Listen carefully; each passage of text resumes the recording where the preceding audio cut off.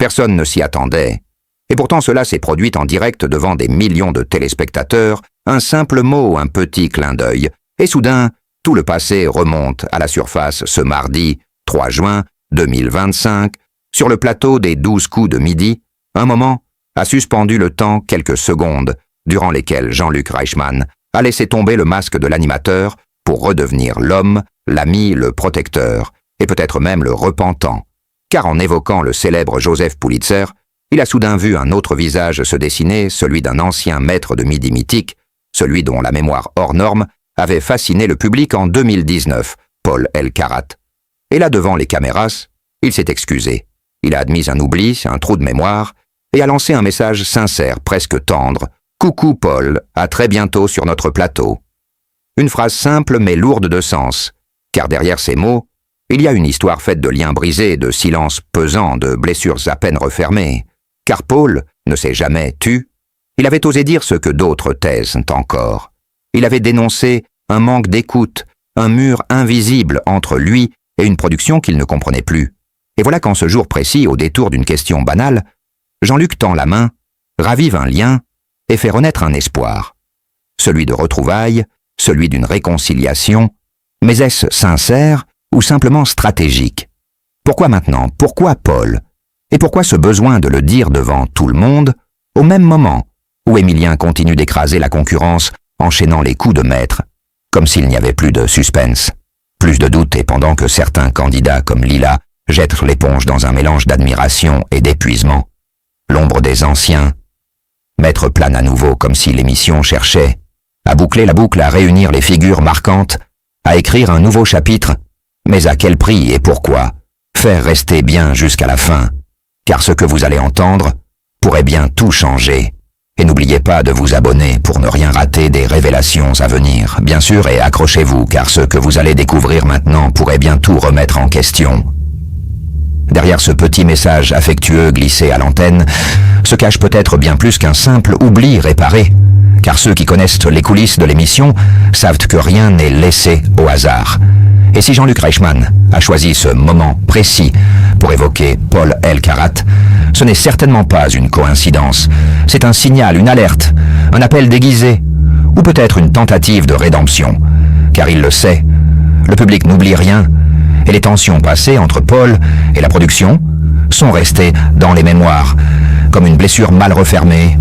Les confidences de Paul sur le manque d'adaptation du plateau à sa différence, sur l'incompréhension qu'il a ressentie, sur cette solitude qu'il a dû affronter malgré les projecteurs. Tout cela avait semé le trouble, terni un peu la belle image de l'émission. Et voilà que soudain, en plein règne d'Émilien, un autre maître, adoré Jean-Luc, tente de réécrire l'histoire, de tendre une main, comme s'il voulait montrer que tous les anciens champions gardent une place dans son cœur. Mais ce geste est-il vraiment innocent ou s'inscrit-il dans une stratégie plus large?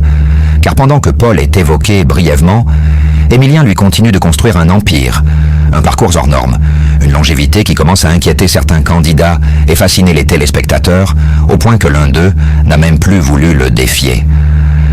Lila, une jeune candidate spontanée, a lancé une phrase devenue virale. « Je ne peux pas l'affronter, il fait partie de ma famille désormais. » Et c'est exactement là que se joue le paradoxe, car pendant que le public s'attache follement à Émilien, pendant que Jean-Luc affiche une affection sans borne pour ce nouveau prodige, les fantômes du passé, eux, reviennent frapper à la porte, les tensions non résolues, les liens brisés, les silences coupables. Et si tout cela était lié, et si l'évocation de Paul n'était pas un hasard, mais une façon d'ouvrir la voie à quelque chose de plus grand, une émission spéciale, une réconciliation en direct, une confrontation même. Car dans ce genre de programme, tout peut arriver, et les producteurs le savent très bien. L'émotion est une arme puissante, et le public en redemande. Imaginez un instant Paul Elkarat revenant sur le plateau pour croiser le regard d'Émilien. Deux génies de la mémoire, deux maîtres de midi séparés par les années, réunis par le destin, et sous les yeux de Jean-Luc Reichmann, contraint de faire face à son passé, à ses décisions, à ses silences. Que ferait-il, que dirait-il?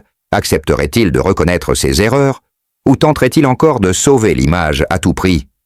Ce scénario vous semble trop fou, trop romanesque. Et pourtant il pourrait bien être en train de s'écrire dans les coulisses. Et c'est pour cela que ce message anodin lancé un mardi midi n'a rien d'anodin.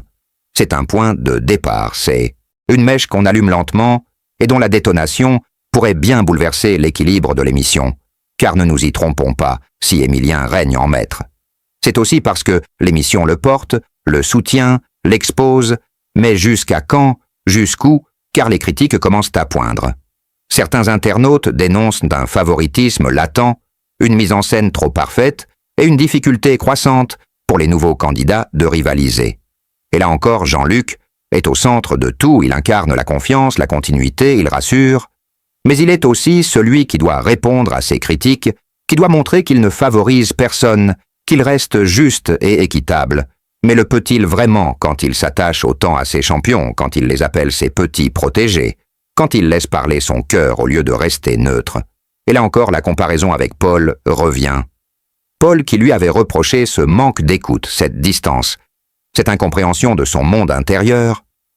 Alors aujourd'hui, que penser de ce revirement soudain de ce joyeux anniversaire, lancé au détour d'un jeu, et surtout que prépare vraiment la production?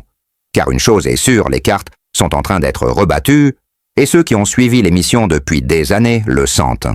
L'atmosphère change, le ton évolue, l'émotion est à fleur de peau, et le public veut savoir, veut comprendre, veut vibrer, et c'est pourquoi vous devez rester jusqu'au bout. Car dans les prochains instants, nous allons vous révéler ce que personne n'ose dire sur les liens réels entre Jean-Luc Reichmann et ses anciens maîtres, sur les décisions prises en coulisses, sur les tensions qui couvent toujours, sur les surprises qui se préparent, et peut-être même sur le retour inattendu de Paul Elkarat face à Émilien pour un choc des titans qui pourrait bien marquer à jamais l'histoire des 12 coups de midi. Alors abonnez-vous, activez la cloche, car la suite arrive, et elle promet d'être explosive.